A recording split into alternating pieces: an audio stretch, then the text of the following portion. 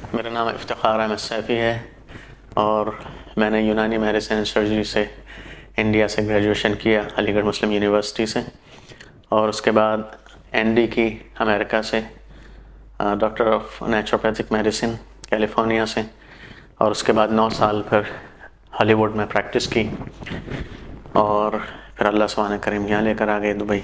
मेरी एक्सपर्टीज़ हैं syndrome x यानी cardiovascular disease and diabetes and obesity, ये 3 चीज़। 25 साल मुझे मरीज़ देखते हुए करीब। हमारे पास अल्हम्दुलिल्लाह कितने सारे मरीज़ हैं कि उन लोगों को डायबिटीज़ थी।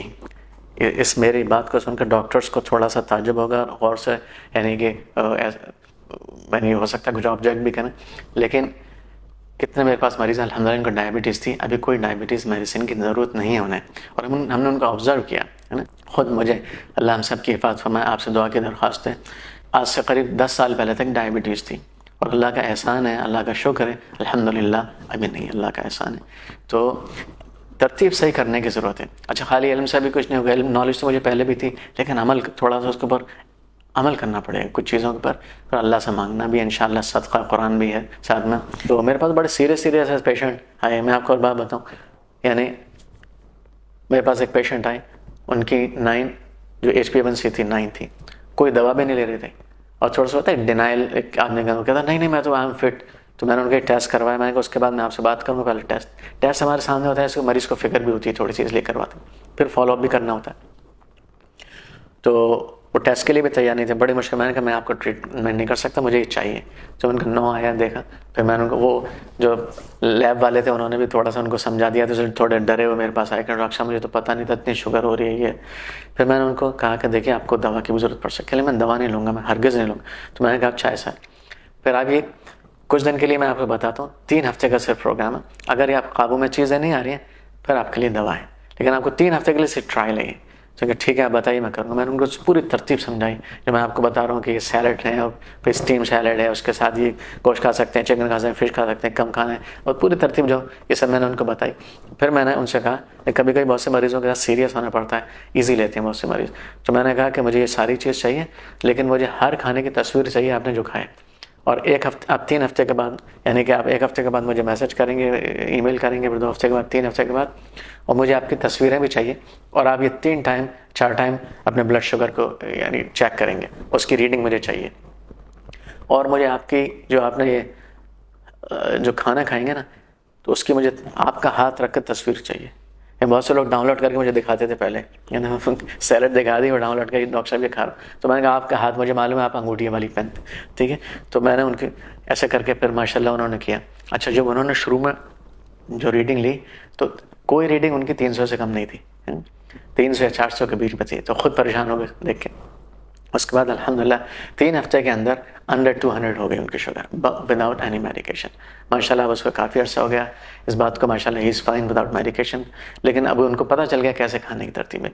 तो ये जो हमारा खाने का एक अंदाज़ है, ये लाइफ लॉन्ग स्ट्रैटेजी है, और यही बेहतरीन है। ये कोई हम परहेज़ी खाना थोड़ी खा रहे हैं, एक्चुअली खाना यही है हमारा। ऐसा सब जो कन्वेंशनल ईटिंग बिहेवियर है हम लोगों का, हम समझते हैं कि हम बेसिकली खाने का ही। और देखें कभी कभी लोग मुझसे कहते हैं यार डॉक्टर साहब नेमत है आप बंद कर रहे हैं। मैं कहता हूँ नेमतें सर आपकी खुलने वाली हैं अभी, हम तो रोटी चावल उसी गिर्द गिर्द घूम रहे हैं। अल्लाह की इतनी सारी चीज़ें महरूम है उस चीज़ से। ये सब चीज़ें एंजॉय करिए, सब चीज़ें खाइए, सब फ़ायदा होगा। तो अब इसमें करने की जो चीज़ें हैं, खाना, सोना और थोड़ी फिजिकल एक्टिविटी। अब उसमें तरतीब कैसे बनाई जाए खाने की, लेकिन मैं आपको एक थोड़ा सा मैं ये बताना चाह रहा हूँ कि ऐसा प्रोग्राम डूएबल, सस्टेनेबल, जिसको हर आदमी कर सके, वो मैं आपके सामने कर रहा हूँ। अच्छा, मैं थोड़ा सा डिस्क्लेमर पहले से इसमें रख दूँ कि कोई अगर दवाएं लेता है पहले से तो दवा छोड़े नहीं सिर्फ मेरे इस डिस्कशन की वजह से।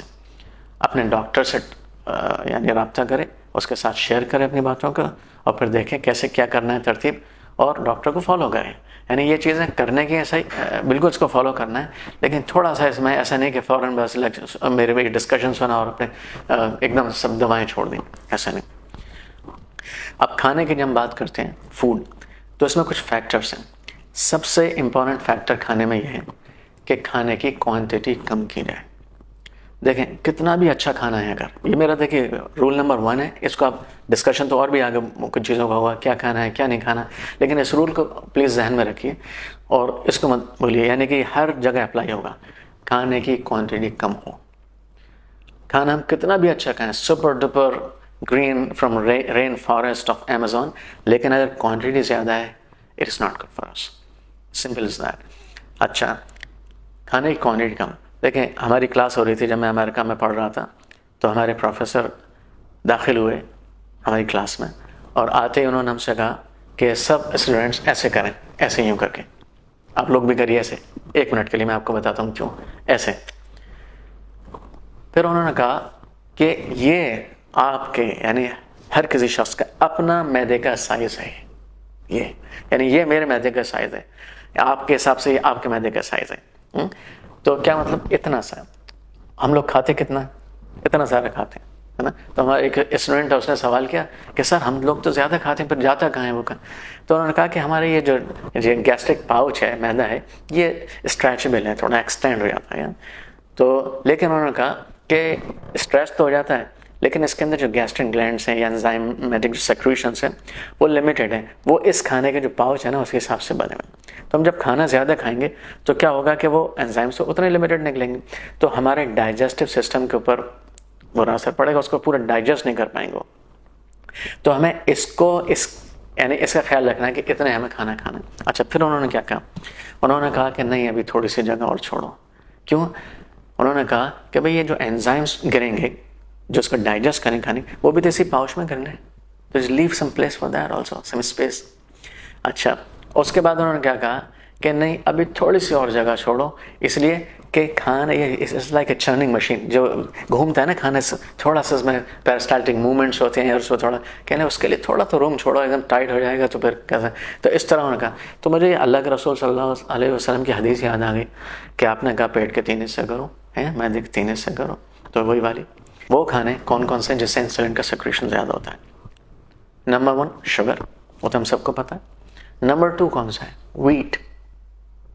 वीट। Number 3 rice. फिर बाकी जितनी भी और चीज़ें हैं, यानी उसमें मीठी चीज़ें जितनी भी आती हैं, फलों के ज़रिए भी हैं, ये सब चीज़ें उसमें। लेकिन देखें वीट, मैं आपको और एक मज़ेदार बात बताऊँ। हमारे एक प्रोफेसर से जब मेटाबॉलिक डिसऑर्डर्स की हमारी क्लास चल रही थी अमेरिका में, तो 3 जार लेकर आए अपने साथ, ग्लास के जार थे।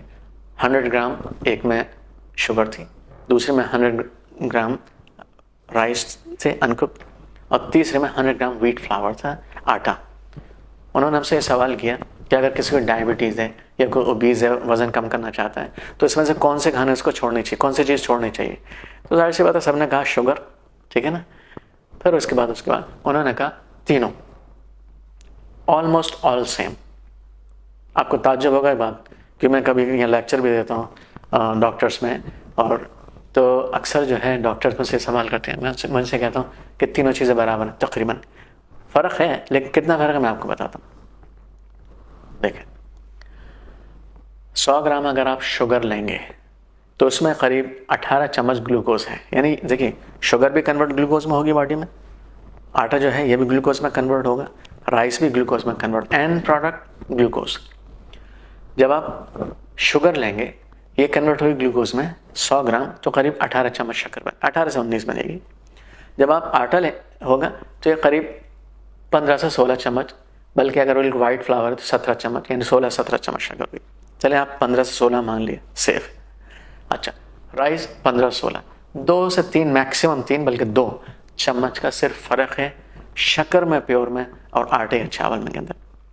हमें मालूम है कि हम 1 चम्मच, खासतौर से इसको डायबिटीज़ है, 1 चम्मच चाय में तो बेचारा पीता नहीं शक्कर है ना, और वो जो है अगर 100 ग्राम आटे की रोटी बनी हुई है तो उसमें 15 चम्मच 16 चम्मच शक्कर खा। और चावल की एक सेशन में मिसाल करूँ 150 ग्राम के चावल है, आप सोचें कितने हो गए, 21 चम्मच 22 चम्मच 23 चम्मच, कितने हम रोटी खाए थे। डायबिटीज़ डे पर एक मेरा लेक्चर था, तो उसमें किसी ने मुझसे सवाल किया, ब्रेक में एक डॉक्टर थी, उनके शौहर भी डॉक्टर हैं, उन्होंने मुझसे कहा, ब्रेक था शायद लेक्चर का टॉपिक पहले दूसरा था, उन्होंने कहा मेरे शौहर को डायबिटीज़ है, वो साउथ इंडिया की थी, और मैंने उनको क्या करूँ, उनको तो कंट्रोल भी नहीं है, यानी आउट ऑफ कंट्रोल उनकी डायबिटीज़ है। तो मैं क्या खाती हूँ मुझे थोड़ा सा ये बताइए। उन्होंने कहा हम लोग साउथ इंडिया में चावल खाते हैं, वो मैंने बंद कर दिया, रोटी देना शुरू कर दिया है। तो मैंने कहा होल व्हीट दे रही होंगी आप, क्योंकि एक होल व्हीट को एक बहुत बड़ी चीज़ समझ कर आदमी जो है ना तो सोचता है कितनी भी खा लो होल व्हीट, है ना। तो उन्होंने कहा कि हाँ बिल्कुल डॉक्टर, होल व्हीट घर का बना हुआ। मैंने कहा ये बताइए कितने रोटी खाते हैं? कह लें 2 सुबह खाते हैं, 3 शाम दोपहर को खाते हैं और 2 जो है रात को खाते हैं। चावल बिल्कुल हमने बंद कर दिए।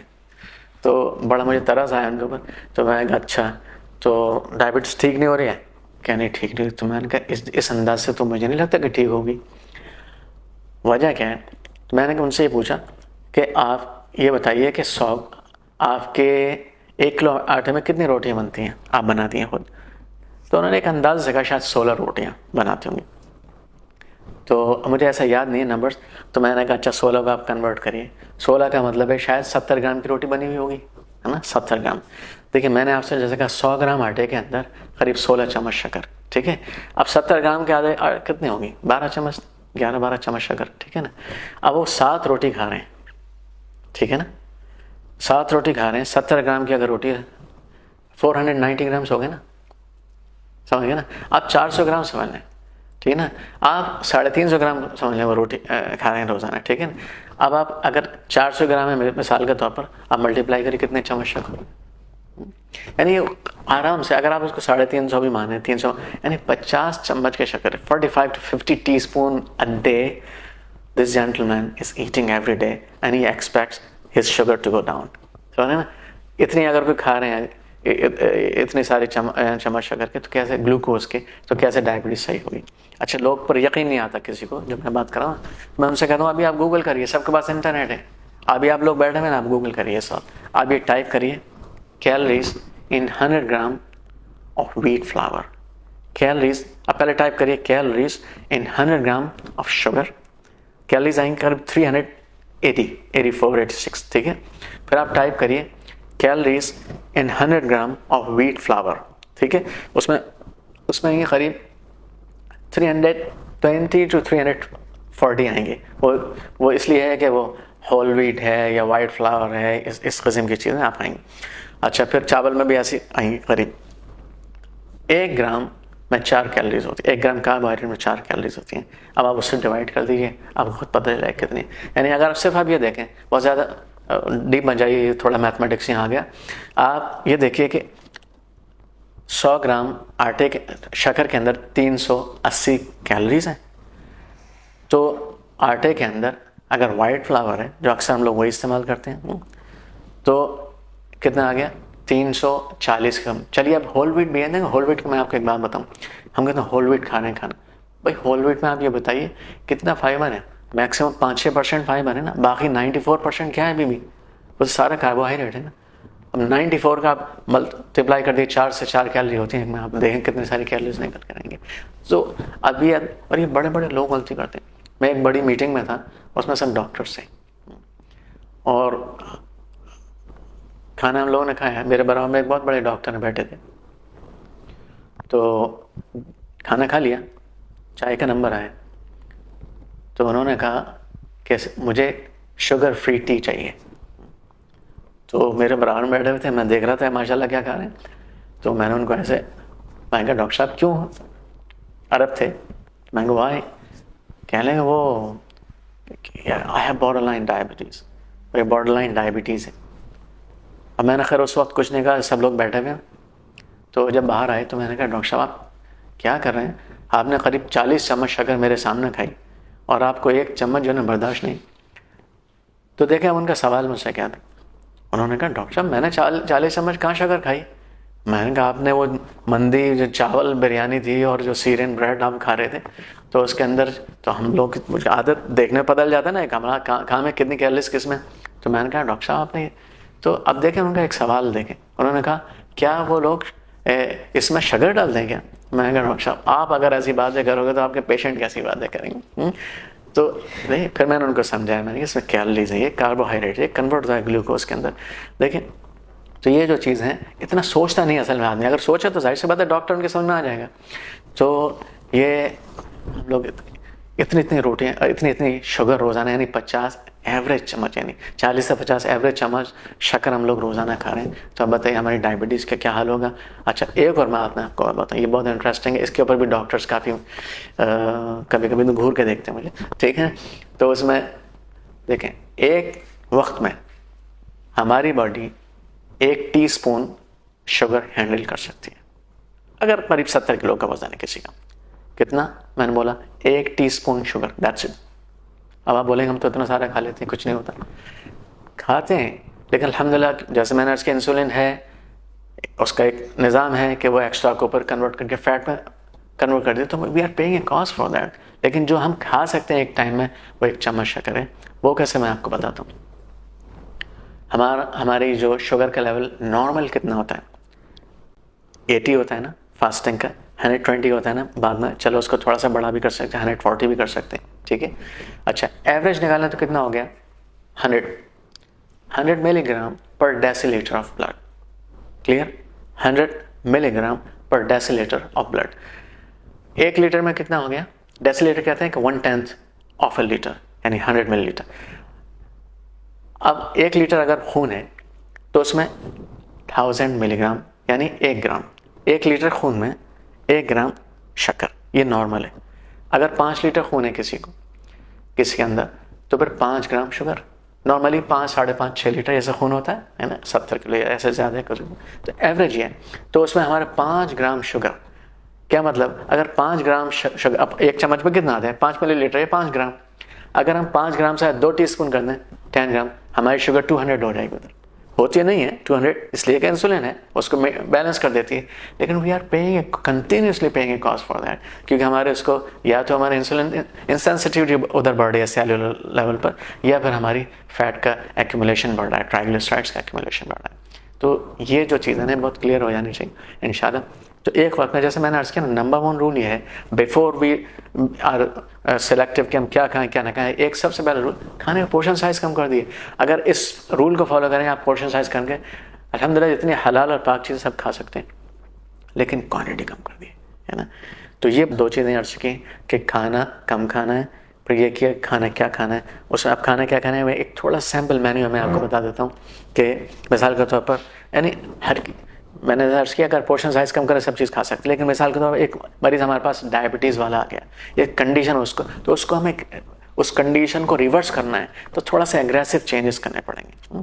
तो हम शुरू में कहते हैं उसको एग्रेसिव चेंजेस करने पड़ेंगे, है ना, और फिर उसको followed by just moderate changes and then followed by good enough changes. लेकिन इन द बिगिनिंग इफ अगर किसी को कोई कंडीशन ऑलरेडी है तो उसको थोड़ा सा एग्रेसिवली हम देखें, उसको हम कहते हैं भाई अभी बिल्कुल कार्बोहाइड्रेट छोड़ो।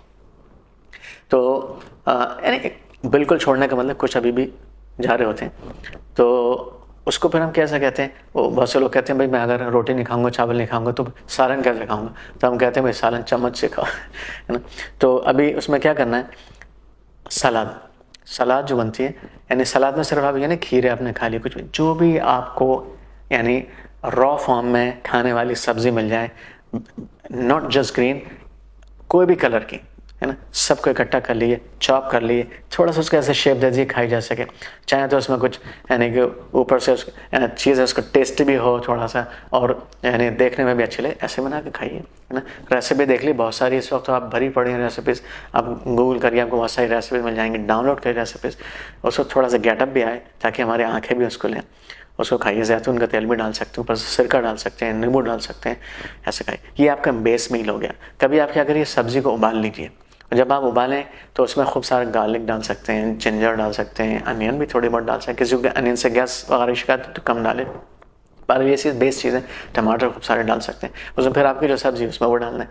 और सब्ज़ी अगर है तो उसमें बहुत ज़्यादा पकाना नहीं है। अनियंस को, गार्लिक को आप ब्राउन भी कर सकते हैं, क्योंकि अनियन गार्लिक के साथ ये है कि अगर इसको ब्राउन भी करेंगे तो इसकी एफिकेसी में कमी नहीं आएगी, बल्कि इसके कहते हैं इसकी बढ़ जाती है ना। लेकिन अगर दूसरी चीज़ ज़्यादा पकाते हैं तो एंजाइम्स सारे डिलीट हो जाते हैं। तो सब्ज़ी को ज़्यादा नहीं पकाना चाहिए, लेकिन बीन्स को, दालों को अच्छी तरह पका सकते हैं, कोई मसला नहीं। तो सब्जी ऊपर डाली, एक उबाल ले लिया, ये स्टीम कर ली, बेहतरीन सब्जी है। अब स्टीम सैलड भी उसको बोल सकते हैं, स्टीम सब्जी बोल सकते हैं। अगर स्टीम सैलड को समझेंगे तो आप चम्मच से भी खा सकते हैं, वरना आप सिर्फ सालन समझेंगे तो आपको रोटी की याद आएगी। तो अच्छा, फिर क्या कर सकते हैं, अगर आप सलाद के साथ या स्टीम सैलड के साथ में आप यानी कभी कुछ प्रोटीन रख लीजिए। उसमें क्या होता है, अगर आप खाली सलाद खा रहे हैं या खाली स्टीम सैलड खा रहे हैं, वेजिटेबल खा रहे हैं, आपको आधे घंटे के बाद भूख लगेगी। क्यों? क्योंकि हमारे सैटिस्फैक्टरी सेंटर है, यानी भूख का जो कहते हैं ना, यू आर डन नाउ, अभी खाना हो गया, उसको एक्टिवेट करने के लिए कुछ थोड़ा सा फैट या प्रोटीन की ज़रूरत होती है। तो थोड़ा सा आप उसमें मिला दें, जैसे मैंने कहा ना, आप कोई भी एनिमल प्रोटीन खा सकते हैं, आप चिकन खा सकते हैं, आप फिश खा सकते हैं, आप मटन खा सकते हैं। मैं ये नहीं कह रहा आपको रोज़ाना खाइए, ठीक है, तो एक दिन छोड़ के भी खा सकते हैं, हफ्ते में 3 बार खा लीजिए। अगर एक दिन छोड़ा तो आपने हफ्ते में ऑलमोस्ट 3 बार हो गया, यानी खाने आपके जो है ना 14 भी खाना रखें तो उसके आपको 3 खा सकते हैं, कोई हर्ज नहीं इसमें। तो इस तरह से आप खा सकते हैं, जब आपको थोड़ा प्रोटीन मिलेगा, फैट मिलेगी, फिर आपको भूख भी नहीं लगेगी, देर तक आप सस्टेनेबल फूड हो जाएगा। फिर कभी कभी आप अंडा रख लीजिए, अंडे को उबालिए आप, उसके साथ में इसमें मिला दिए सलाद के साथ में, बेहतरीन नेमत है अंडा, उसको खाइए। अच्छा, और कभी कभी आप कुछ थोड़े से आप अखरोट डाल लें, वॉलनट्स डाल लें, बादाम मिला लें उसके अंदर, है ना, इस तरह से वैरायटी कर सकते। कुछ नहीं तो चने उबाल लीजिए, काले वाले चने और बेटर देन वाइट चने, आप काले वाले चने को खूब उबाल के उसको डालें, वाइट चने भी इस्तेमाल करें, दालें इस्तेमाल करें, ये सब चीज़ खा सकते हैं। यानी जो वेजिटेरियन लोग हैं इसकी तरफ ज़्यादा ध्यान दें। तो ये इस तरह से आपके एक सस्टेनेबल और न्यूट्रिएंट रिच आपको खाना मिलेगा, और आपसे जो इंसुलिन जो स्पाइक होती है वो उसमें नहीं होगी, है ना, आपका ब्लड प्रेशर भी काबू में रहेगा, और आपकी डायबिटीज़ भी काबू में रहेगी, और आपका वेट भी काबू में रहेगा। आपके जो इन्फ्लामेटरी कंडीशन है बहुत सारी, कि ये जो खाना है ये एंटी इन्फ्लामेटरी है। और दूसरा हम जो खाना खा रहे होते हैं सारी चीज़ें ना, देखिए मैं आपको वीट के बारे में एक बात बताऊँ, खासतौर से मैं वीट को कम करने के लिए बोलता हूँ काफ़ी। एक तो मैंने आपको बताया कि इसका glycemic index, glycemic load value है, यानी कि ज़्यादा शुगर में कन्वर्ट होता है, फिर ज़्यादा इंसुलिन स्पाइक करता है। इसकी 2 चीज़ें बहुत ज़्यादा हैं, इसलिए मना करते हैं। दूसरे, वीट की जीन थोड़ी सी कॉम्प्रोमाइज है, ये GMO यानी जेनेटिकली मॉडिफाइड चेंजेस इसमें आ चुके हैं, मॉडिफिकेशन हो चुके हैं इसके अंदर, यानी कि जो 50 साल पहले का जो वीट था ये वो नहीं है। इसके अंदर मिसाल के तौर पर एक चीज़ होती है ग्लूटेन, एक प्रोटीन है, तो बहुत से लोगों को ग्लूटेन हजम नहीं होती है, खासकर जो मॉडिफाइड जो वर्जन है, इसे लीकी गट सिंड्रोम एक कंडीशन है वो होती है, फिर उसकी वजह से बहुत सारे जो है ना, यानी रिएक्टिव हाइपर इम्यून सिस्टम हो जाता है, ऑटोइम्यून डिसऑर्डर्स हो जाते हैं, बहुत सारा आर्थराइटिस, थायराइड कंडीशन इसी की वजह से, इवन डायबिटीज़ इसकी वजह से। और दूसरे एक चीज़ है एमिलोपेक्टिन A, इसके अंदर बहुत ज़्यादा है, जिससे कि low density lipoprotein cholesterol conversion बढ़ जाती है, मेरी कोलेस्ट्रॉल बढ़ती है। हम सोचते हैं सर फैट खा रहे हैं, फैट छोड़ देते हैं खाने के लिए, हालांकि जो चीज़ छोड़ने की है वो नहीं छोड़ते, तो यानी उससे होता है। दूसरे इसके अंदर एक चीज़ होती है ग्लाइडिन, ग्लाइडिन से क्या होता है कि ये आपको भूख बहुत ज़्यादा लगती है ना, क्योंकि इसके साथ एक फील एंड गुड मेमोरी आपके अंदर ये वीट छोड़ता है, इसलिए वीट की क्रेविंग आपने देखा बहुत ज़्यादा होती है, आदमी वीट ही खाता रहता है।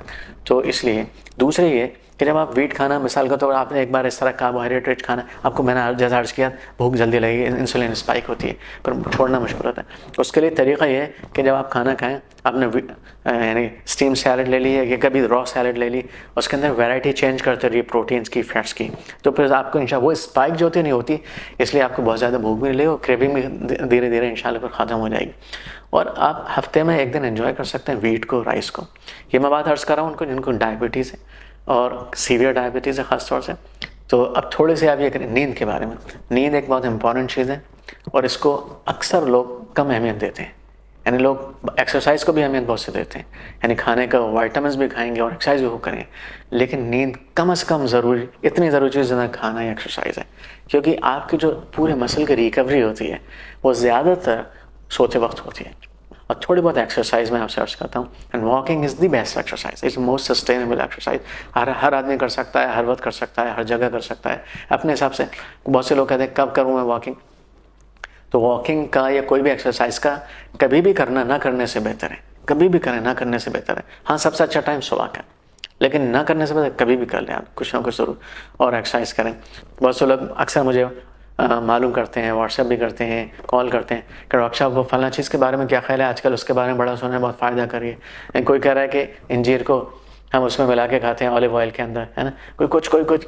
तो सब चीज़ें बहुत अच्छी हैं, यानी इनको तो हम इनकार ही नहीं कर सकते इनके लिए, लेकिन लोग कहते हैं हमें डॉक्टर साहब फ़ायदा नहीं हो रहा। वजह क्या है कि हम ऐड करते जाते हैं चीज़ों को, हमको डिलीट नहीं करें चीज़ों का। तो जब तक डिलीट नहीं करेंगे तो फ़ायदा नहीं होगा। तो ये जो चीज़ है इसका बहुत ख्याल रखना है, बिल्कुल लो प्रोफाइल ईटिंग हैबिट्स आपकी हो जाएं, उसके साथ जो कुछ खाएंगे इंशाल्लाह आपको पूरा फ़ायदा होगा।